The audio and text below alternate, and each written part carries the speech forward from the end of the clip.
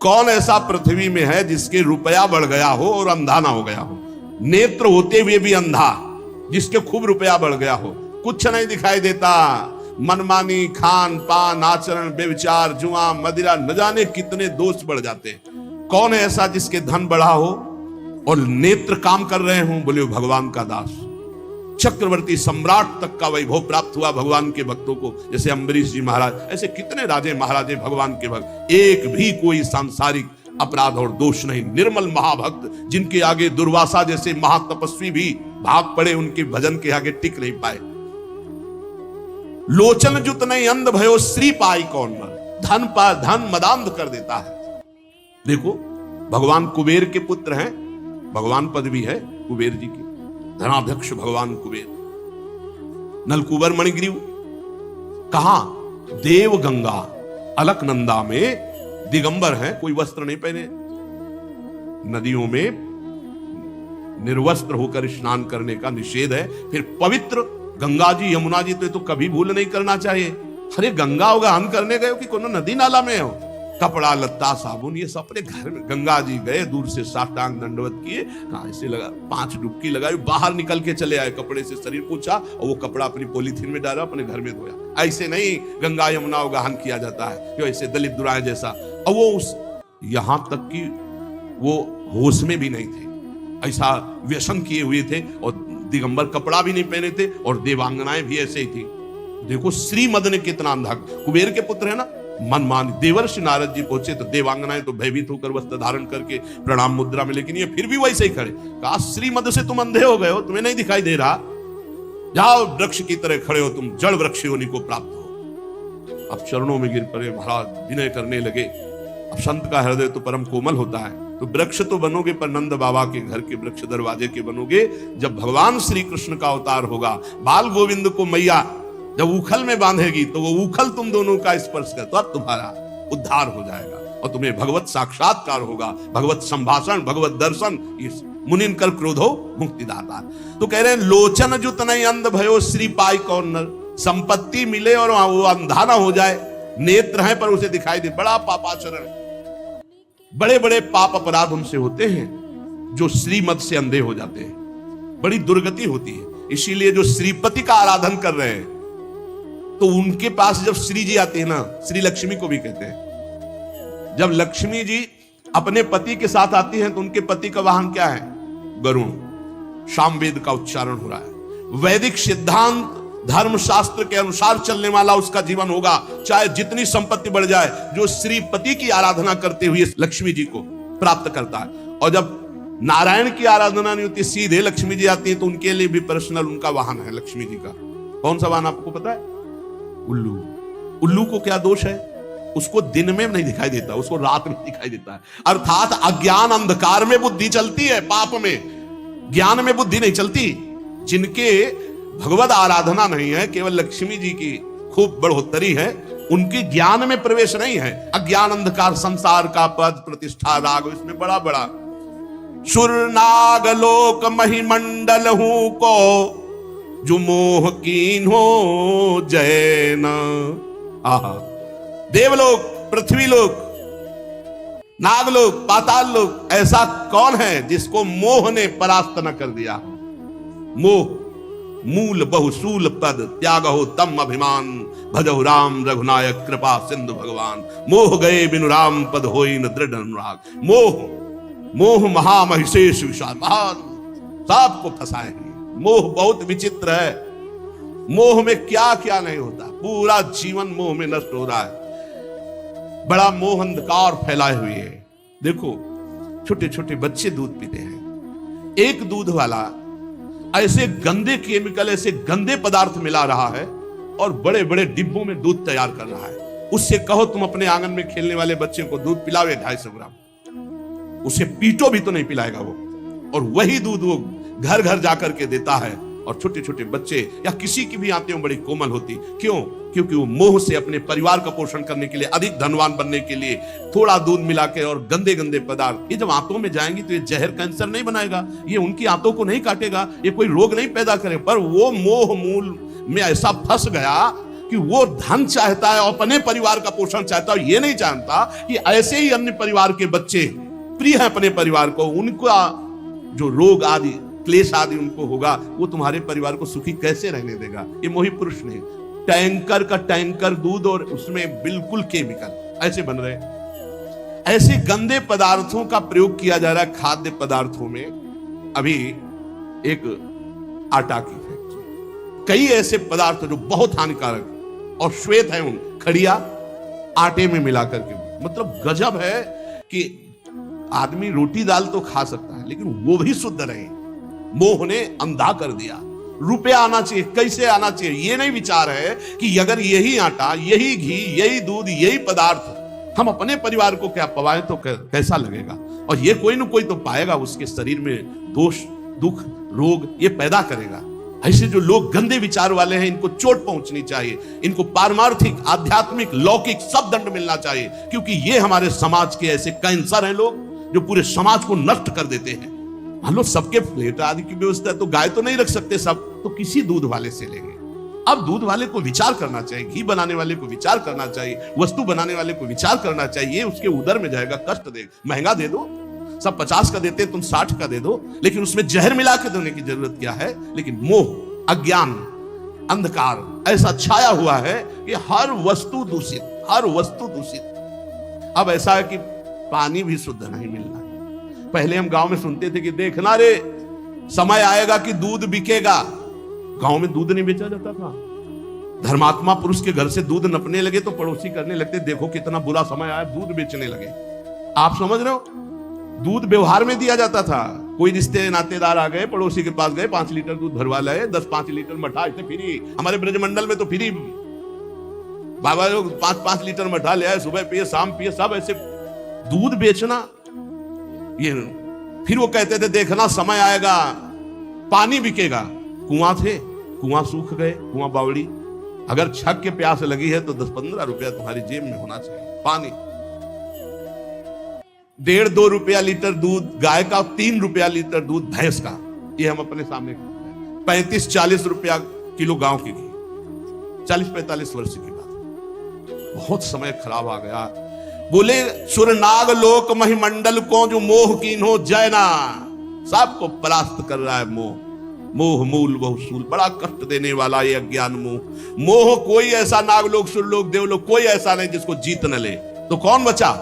बोले जो भगवान के चरणों का आश्रय लिए, उसे मोह पराजित नहीं कर सकता, नहीं पराजित कर सकता। क्योंकि भगवान के चरणारविंद का चिंतन होने से हृदय में अपने जैसा सबके प्रतिभाव होने लगता है। वो सोचेगा, वो विचार करेगा, मैं ऐसा नहीं कर सकता जिससे दूसरों को कष्ट हो। भजन करने वाला तो कभी ऐसा कर ही नहीं सकता, कभी नहीं ऐसा कर सकता। ये परम पवित्र देव सामग्रियों को दूषित कर रहे हैं लोग। कहा तुलसीदास सो उबरे, जेहि राख राम राजीव नयन।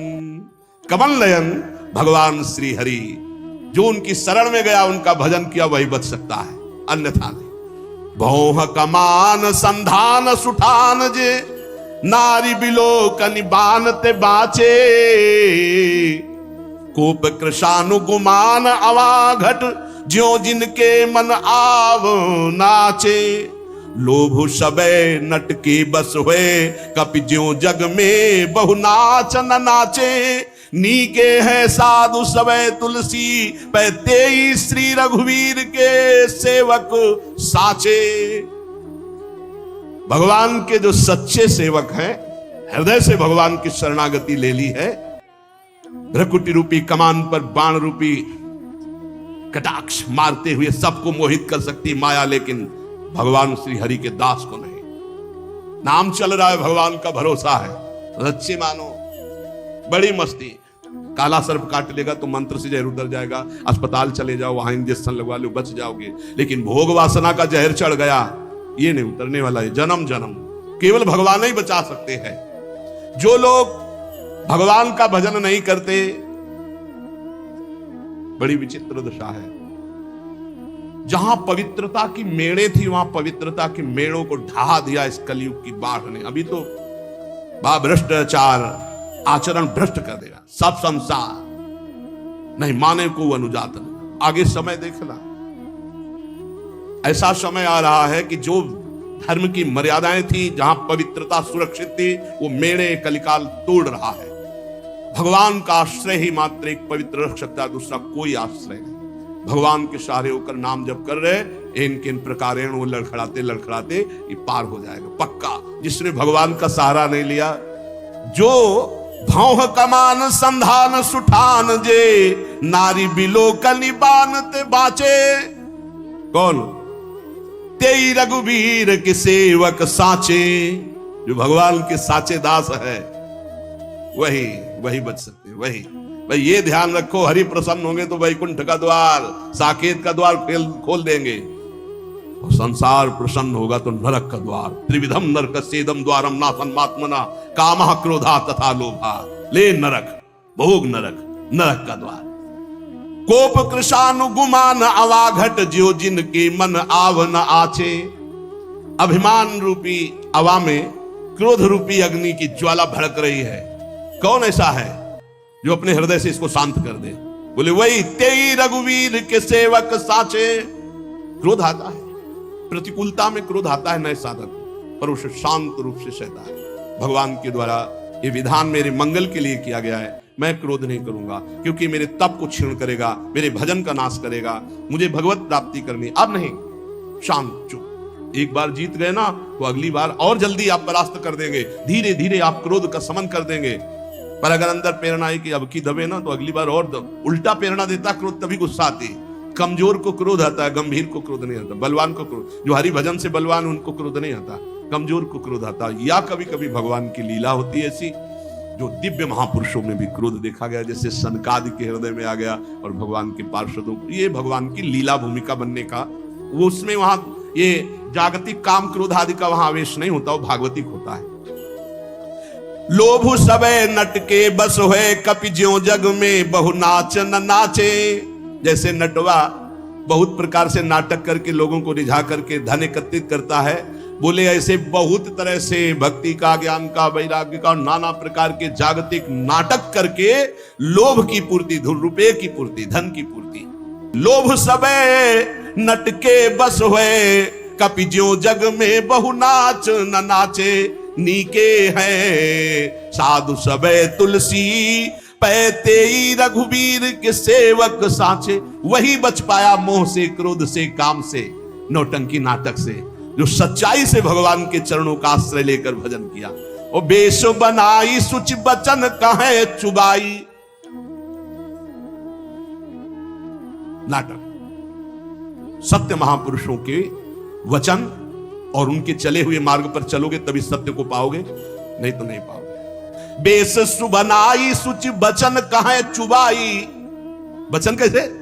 अमृत तमक रहा है, विद्वान वाणी ऐसे, संतों महंतों से।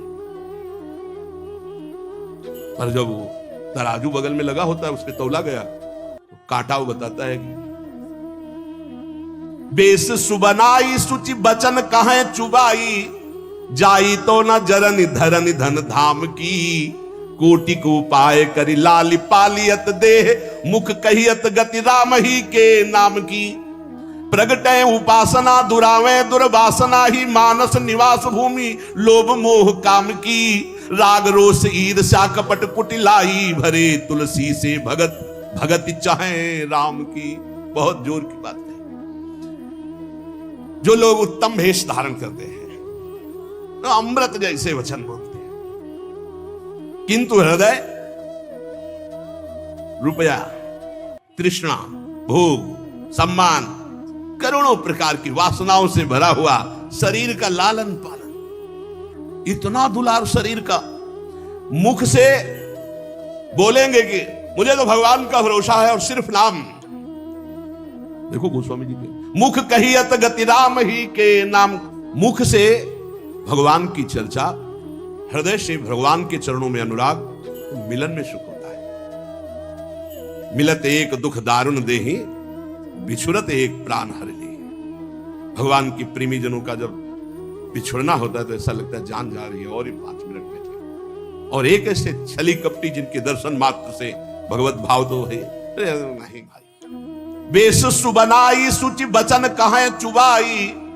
देखो अगर महापुरुषों के हम वचन नहीं सुनेंगे तो हमारे हृदय, ये कड़वी दवा है, हमारे हृदय को जाके सुधारेगी। उत्तम भेष बनाए, वचन जैसे अमृत चू रहा हो, और क्या लच्छेदार, आपको होश उड़ जाएंगे, इतनी विद्वता। किंतु हृदय, गोस्वामी जी कह रहे, जाई तो न जरनी धरनी धन धाम की, तो कोटि को उपाय करी लाली पालियत देह। बस सारा का सारा उपाय करोड़ों प्रकार से शरीर लालन पालन का है।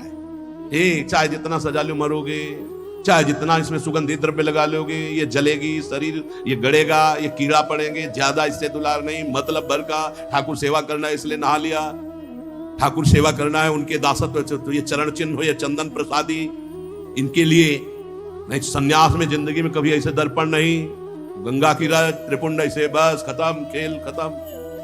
कभी ये दर्पण, अब ये है कि तो भाई बस उतने के लिए, शरीर का पोषण नहीं, शरीर का दुलार नहीं। कोटि को उपाय करी लाली पालियत देह, बहुत समझ।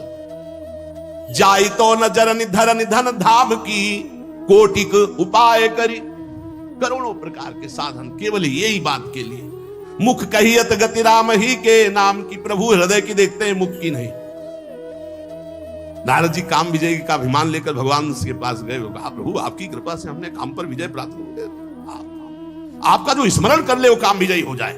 कृपा तो वहां भी बोले थे नारद जी, लेकिन भगवान मुख की बात नहीं, हृदय की बात देखी, अच्छा अभिमान आ गया है, चूर कर दिया। कोटि उपाय धन धन धाम, ये सब नौटंकी नाटक केवल इसके लिए। और मुख कहियत गति राम ही के नाम की, मुख से बात कह रहे हैं कि वो तो भगवान के प्रगटे उपासना, दुरावे दुर्वासना। कभी अपनी दुर्वासना की बात नहीं बताई कि आप ऐसे थे, उपासना की बात, इतने घंटे ये पाठ, इतने घंटे ये, इतने वहां ये करा दिया, वहां ये करा दिया, जिससे पुण्यों का वर्णन करके उसका भी नाश हो गया। प्रगटे उपासना, दुरावे दुर्वासना, मानस निवास भूमि लोभ मोह काम की। मानस निवास भूमि, मन में बैठता है लोभ और मोह और काम, और बातें जब करते हैं तो मीठे अमृत चुचुवाते हैं, भेष देखो तो लुभायमान हो जाओ। सेवक जी में महाराज का भरम भटकत भूप, भरम भटकत भूप, ऐसा कि बड़े बड़े राजे महाराजे देख करके भ्रमित हो जाएं। दर्शन भक्त अनूप, पर रूप न शोभित प्रीति बिनु, भरम भटकत भूप, श्री हरिवंश कृपा बिना। राग रोष ईर्ष्या कपट कुटिलाई भरे, तुलसी से भगत भगत चाहे राम की। जो पुरुष ऐसे कुटिल आचरण करता है वो उपहास का पात्र बन जाता है एक दिन संसार के।